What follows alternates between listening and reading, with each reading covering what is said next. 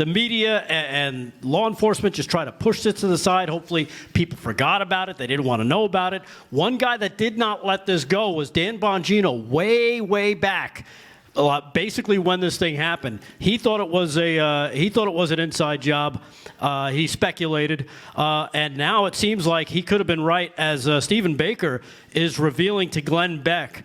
This all broke, and Damon mentioned it, that Stephen Baker was arrested for looking into this story. Well, now that he's out, he's continued doing the investigative work on this story. According to him and Joseph Hanneman, they've spent years working to identify the masked individual who placed pipe bombs near the headquarters of the RNC and DNC on January 5th, so they would be found on January 6th. Now, the speculation is that this was the plan if something didn't happen at the Capitol. The Capitol happened. It was, okay, let's cover up the pipe bomb story.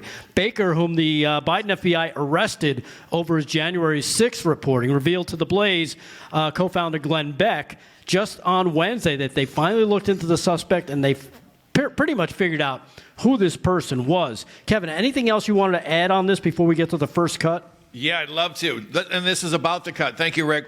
Here's what's going on. The same Mr. Baker, he had an article before this where he mentioned that in the video we're about to see, I assume this one, they reduced the frame rate so that it would become very difficult to do a forensic analysis on what they call gait analysis, the way someone walks. So you can watch someone walk, and the gait analysis can help you figure out who that is. It's not as close as a fingerprint, but it will help. So someone went in and they fiddled with that so that they couldn't do that at all. But now that they've gotten it back where they want it, it was the gait analysis that led them to this person. And take it away, Mr. Delgado. Yeah, well, just let me say that's what I was going to get to before. This is the win that Kash Patel is going to need, because they're going to let him announce this, that he broke this story. This is going to be his story because he is in the doghouse with the public. So that's where I was going with it before we were talking about it. Right. We got chipped out. And you could actually see, once this comes out, Dan Bongino might step away from his job at this point, because he said going in, this was going to be his top priority going in. So here's cut number 3. Here's Baker and Glenn Beck talking about basically what they found and pulling on that thread. Cut number 3. Check this out. Pulling these threads for years, and I pulled one last Wednesday, 2 weeks ago today, rather. And when I pulled this thread, I was so shocked by what I saw, I immediately took it to a source in one of the most important, highest level investigative federal agencies in the country. I immediately took it to our sources there, and I said, you have to see this. After they looked at it for about 2 hours, the response that I got back was, holy F. And then the follow-up response was, she's one of us. Yeah. So that was a part of it was a much longer interview, of course, but he's getting to the point where they discovered who this person was. And it's basically, I don't know if you've got the picture there. You want to throw this up, Aaron, but this is the picture of Shawnee Kirchhoff.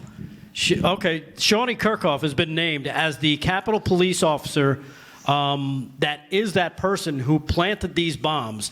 And here's cut number 4. When Kevin's talking about the gait analysis, this is what he's talking about and how they identify. Cut number 4, check this part out.